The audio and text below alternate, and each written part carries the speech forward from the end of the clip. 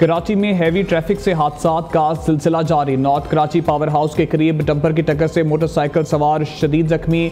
हादसे के बाद अवाम मुश्तिल। नामालूम अफराद ने 5 डंपर 2 ट्रक को आग लगा दी। शहरियों का सड़कों पर एहतजाज। शहर भर में पुलिस हाई अलर्ट, गश्त बढ़ाने के अहकामात जारी। तमाम थानों के SHOs को सड़कों पर आने की हिदायत। हुकाम का कहना है कि किसी भी शख्स को शरगेजी कानून हाथ में लेने की इजाज़त नहीं दी जाएगी। उधर लांडी मानसेरा कॉलोनी में ट्रॉलर की टक्कर से मोटरसाइकिल सवार शदीद जख्मी।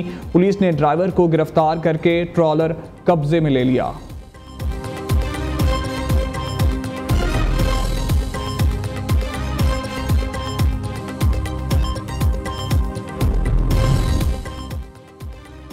क्वेटा के इलाके सरियाब रूट पर पुलिस मोबाइल वैन पर नामालूम अफराद का हमला। 3 एहलकार शहीद, 1 जख्मी। शोहदा में सब इंस्पेक्टर अब्दुल वली तनौली, कांस्टेबल अब्दुल रहमान मुख्तियार शामिल। हमले की CCTV फुटेज न्यूज़ को मौसूल। वज़ीर आला बलूचिस्तान की पुलिस मोबाइल पर बुज़दिलाना हमले की शदीद मज़म्मत। कहा, शोहदा के लहू का हिसाब लिया जाएगा। दहशतगर्दों को कैफिर किरदार तक पहुँचा कर दम लेंगे। पुलिस एहलकारों की कुर्बानी रायगा नहीं जाएंगी।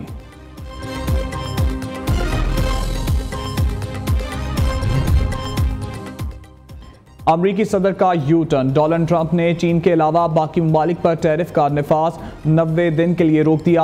अमरीकी सदर ने चीन पर टैरिफ को बढ़ाकर 125% कर दिया। डोनाल्ड ट्रंप का कहना है टैरिफ पर कोई डील करना चाहता है, मुख्तसर वक्त के लिए टैरिफ को वापस लिया है। जो ममालिक जवाबी टैरिफ नहीं लगा रहे, इनके लिए वक्त का ऐलान किया। 90 रोज़ मुद्दत के दौरान 10% टैरिफ का नफाज रहेगा। टैरिफ का चीन पर बचने के लिए करेंसी में हेरा फेरी का भी इल्ज़ाम। कहा, चीन को जल्द एहसास हो जाएगा धोखा देना अब काबिल कबूल नहीं होगा। हम अब टैरिफ की मद में यौमिया $2 अरब कमा रहे हैं। हम कई ममालिक से मुआहदा करना चाहते हैं। चीन भी मुआहदा कर लेगा, मगर इसे समझ नहीं आ रहा बात कहां से शुरू करे। ट्रंप के ऐलान के बाद अमेरिकी स्टॉक मार्केट में तेजी। आलमी मंडी में खाम तेल और सोने की कीमतों में इजाफा।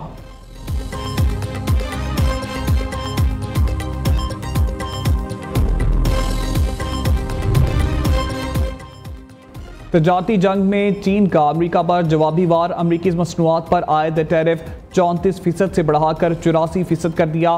चीनी वजारत खजाना की जानब से जारी बयान में कहा गया है, ये फैसला अमेरिकी सदर डोनाल्ड ट्रंप की जानब से चीनी मसनूआत पर 104% टैरिफ नाफिज किए जाने का बात किया गया। चीनी वजारत तजारत ने भी मजीद 6 अमरीकी कंपनियों को गैर मोतबर इदारों की फहरिस्त में शामिल कर लिया। चीनी इकदाम से इन कंपनियों के लिए चीन में कारोबार करना मजीद मुश्किल हो जाएगा। पाकिस्तान का नए टैरिफ से मुतल्लिक मुज़ाकरात के लिए आला सतह का वफ्द अमरीका भेजने का फैसला। वज़ीर आज़म की सरबराही में होने वाले इजलास में फैसला किया गया कि वफ्द अमरीका के साथ तजारती ताल्लुकात के फ़रोग और नए टैरिफ पर बात करेगा। अमरीकी कंपनियां पाकिस्तान में मादनियात के शोबे से इस्तेफादा करें। पाकिस्तान के मादनियात के शोबे में वसी इस्तेदाद मौजूद है। वज़ीर आज़म का दो तरफ़ा ताल्लुकात की मजबूती के लिए अमरीकी इंतज़ामिया के साथ मिलकर काम करने की ख्वाहिश का इजहार। शहबाज शरीफ से अमरीकी महकमा खारजा के सीनियर अफसरान के वफ्द की मुलाकात। वज़ीर आज़म ने पाकिस्तान मिनरल्स इन्वेस्टमेंट फोरम में अमरीकी शिरकत का खैर मकदम किया। एरिक मेयर ने अमरीकी कंपनियों की पाकिस्तान में मादनियात के शोबे में सरमायाकारी से आगाह किया। एरिक मेयर की वज़ीर दाखिला मोहसिन नकवी से भी मुलाकात। मतलूब दहशतगर्द शरीफ उल्लाह की गिरफ्तारी में ताउन पर पाकिस्तान का शुक्रिया अदा किया।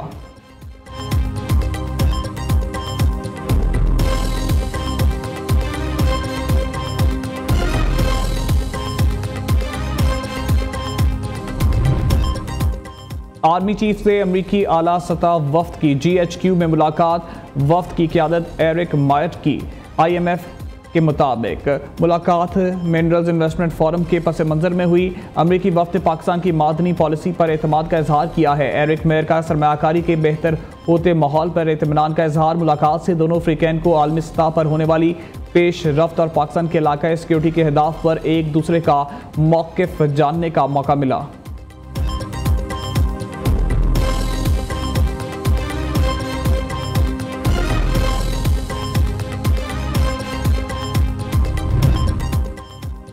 कनाडा की बैरिक गोल्ड कंपनी की रेकोडेक मंसूबे पर काम करने की हामी भर ली। पाकिस्तान में सोने और तांबे के ज़खायर निकालने के रेकोडेक मंसूबे में बैरिक गोल्ड कंपनी $3 अरब की सरमायाकारी करेगा। कैनेडियन कंपनी का रेकोडेक मंसूबे में 50% हिस्सा होगा, बाकी 50% हिस्सा हुकूमत पाकिस्तान और बलूचिस्तान के पास होगा। बैरिक गोल्ड कंपनी के मुताबिक मंसूबे के पहले हिस्से पर रवां बरस से काम शुरू हो जाएगा।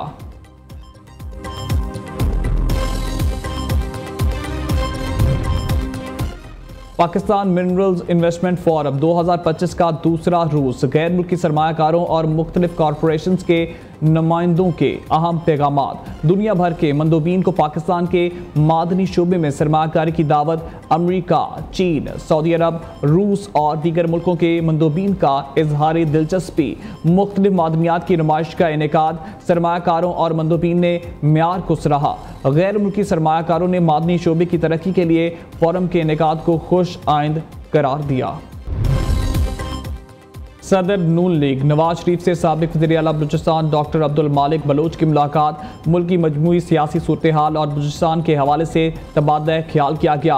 अब्दुल मालिक बलोच ने महंगाई की रफ्तार और बिजली की कीमतों में कमी पर नवाज शरीफ को मुबारकबाद दी। मीडिया से गुफ्तगू में कहा, बलूचिस्तान का मसला सियासी है जिसको सियासी तरीके से हल होना चाहिए। नवाज शरीफ से कहा है कि वो बलूचिस्तान आएँ और सियासी रहनुमाओं से मुलाकातें करें।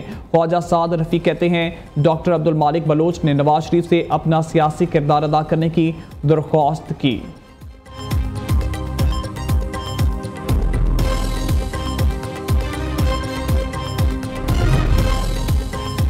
हैदराबाद सखर मोटरवे पर सिंध और वफाक के दरमियान तनाज़े। वज़ीर आज़म शहबाज शरीफ ने वज़ीर आला सिंध मुराद अली शाह के खत का जवाब दे दिया। मतन में कहा, मेरी ज़ाती तवज्जो और दिलचस्पी है कि हैदराबाद मोटरवे जल्द तमीर हो। सखर हैदराबाद मोटरवे को जल्द PSDP का हिस्सा बनाया जाएगा। सिंध के तहफ़्फ़ुज़ात जायज़ हैं, मोटरवे की तामीर जल्द शुरू कर देंगे।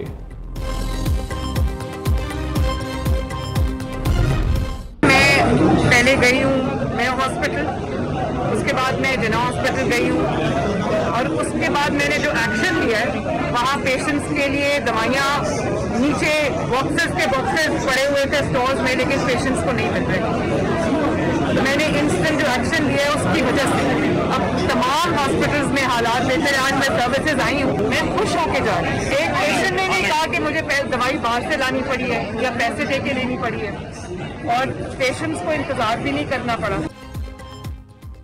वज़ीर आला पंजाब मरियम नवाज का सर्विसेज हस्पताल लाहौर का दौरा। मुख्तलिफ वार्ड्स में जाकर इलाज मुआवजे की सहूलियात का जायजा लिया। कहा, मरीजों का इलाज मुआवजा तरजीह है। वज़ीर आला का काम है दौरे करना, टांग पर टांग रख कर दफ्तर नहीं बैठ सकती। अस्पतालों के ये दौरे जारी रहेंगे, जिसने जो करना है कर ले। मेरी तरजीह अवाम को रिलीफ देना है। वज़ीर आला पंजाब की ज़ेर सदारत खुसूसी इजलास में सूबे में state of the art referral system नाफिज करने का फैसला। जामे प्लान तलब, मेडिकल सिटी अथॉरिटी के क़याम की असूली मंजूरी।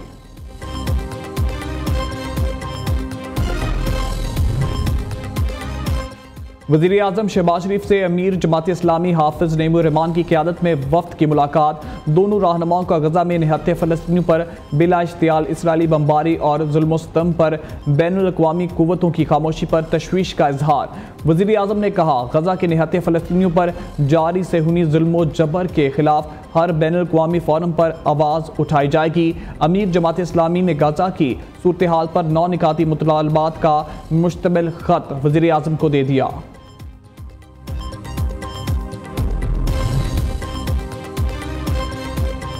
प्राइवेट स्कीम के तहत 77,000 आज़मीन का हज से महरूम रह जाने का खदशा।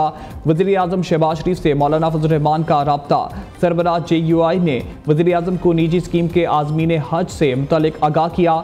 मुतालबा किया कि आज़मीन के लिए खिदमात की मद में हुकूम की सऊदी अरब को अदायगी यकीनी बनाया जाए। वज़ीर आज़म ने मौलाना फजल रहमान को हर किस्म के ताउन की यकीन दहानी मामले पर वज़ारत ख़ारजा को इक़दामात का हुक्म दे दिया। मौलाना फजल रहमान से प्राइवेट हज ऑर्गेनाइजर ग्रुप के वफ्द ने भी मुलाकात की और मसाइल से आगाह किया।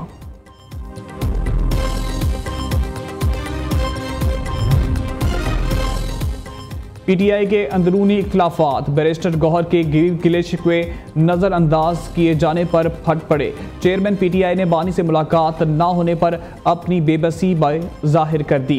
कहते हैं अभी तक नाम ना होने की वजह से मेरी कोई मुलाकात नहीं हुई। मैं किसी चीज़ पर एक्शन नहीं लेता। मेरे ऊपर इतना बोझ है कि मेरी सेहत पर असर पड़ा है। मैं अगर आज चेयरमैनशिप छोड़ दूं तो मेरे ऊपर तनकीद नहीं होगी। बहनों और भाइयों से नहीं मिलने दिया गया तो फिर भी कोई भी नहीं मिलेगा। बैरिस्टर गौहर का इंतबाह। बोले 25 मार्च को जब बानी पीटीआई की बहनों की मुलाकात नहीं कराई गई तो वकला आगे क्यों गए? बानी से आज होने वाली मुलाकातों की लिस्ट में एक बार फिर बैरिस्टर गौहर का नाम शामिल नहीं।